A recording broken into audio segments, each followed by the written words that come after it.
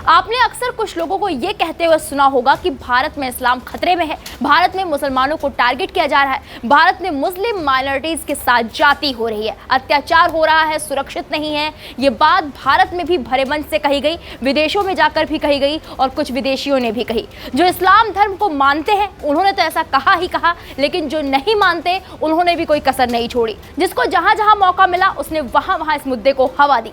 लेकिन अब सवाल आप लोगों से है कि अगर भारत में मुसलमानों को टारगेट किया जाता या फिर वो खतरे में होते तो क्या इस्लामिक देश भारत के प्रधानमंत्री को सर्वोच्च सम्मान से नवाजते? अभी पीएम मोदी मिस्र गए, वहां पर भी उन्हें मिस्र के सर्वोच्च सम्मान ऑर्डर ऑफ द नाइल से सम्मानित किया गया। सिर्फ मिस्र में ही नहीं, अब तक पीएम मोदी को 13 देशों ने सर्वोच्च सम्मान से नवाजा है, जिसमें से 6 देश मुस्लिम बाहुल्य देश हैं। अगर भारत में इस्लाम धर्म खतरे में होता तो क्यों इस्लामिक देश पीएम मोदी को सर्वोच्च सम्मान से नवाजते? अगर वो ये सोचते कि पीएम मोदी से पंगा लेने से उनकी कूटनीतिक और व्यापारिक समझौते खराब हो जाएंगे तो वो शांत रहते। शांत रहना उनके पास बेहतर ऑप्शन था। अगर खिलाफ नहीं बोलते तो शांत रहते, सम्मान क्यों करते? इस सवाल का जवाब पूरी खबर देखने के बाद आप कमेंट बॉक्स में जरूर दीजिएगा। तो चलिए अब आपको बता देते हैं कि मिस्र ने प्रधानमंत्री मोदी को जिस सम्मान ऑर्डर ऑफ द नाइल से सम्मानित किया वो क्या है।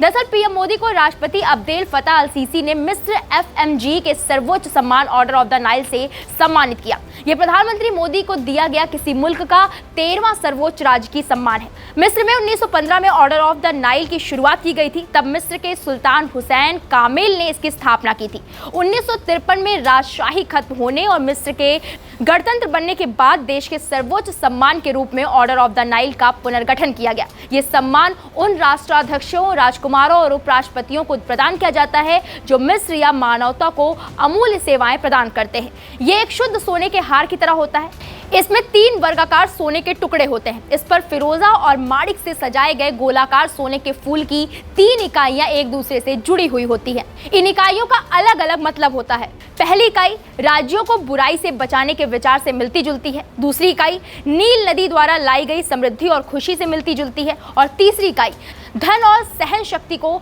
संदर्भित करती है।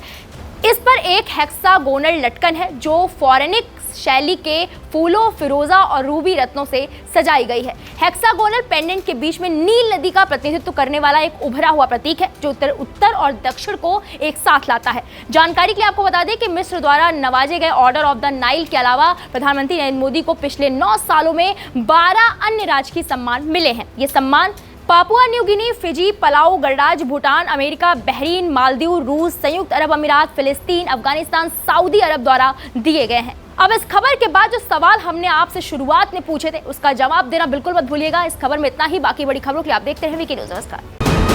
वीके न्यूज, राष्ट्र के नाम।